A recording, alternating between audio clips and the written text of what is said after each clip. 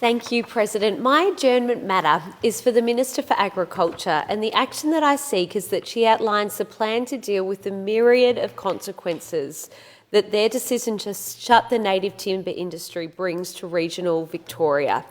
Behind every policy is people, and behind every industry is a community that relies on it.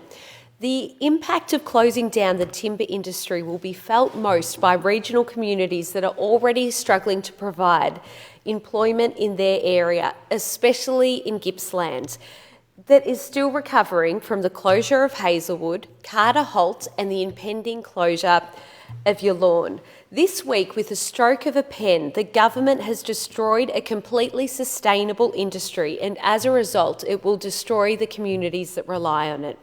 As was reported in the Sunday Herald Sun, Mr Fenner from W&J Fenner Logging said, "If we all move interstate, there will be no one to help out with bushfires like last time." I hope people realise this. Councillor Dale Harriman, who was the chair of the National Timber Council Association, says, and I quote, "The native timber industry supplies our only renewable and sustainable building product and has provided a living to regional Victorian families for nearly 200 years. This decision has already cost workers their jobs and has left business owners with millions of dollars of equipment which is now close to worthless.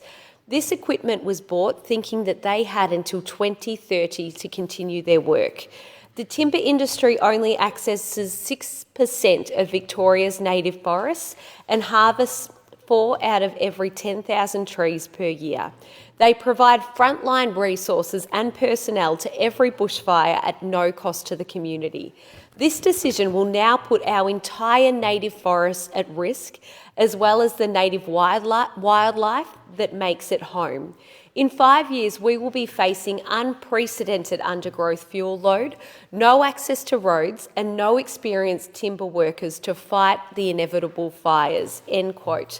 The effects of this move from the government are catastrophic.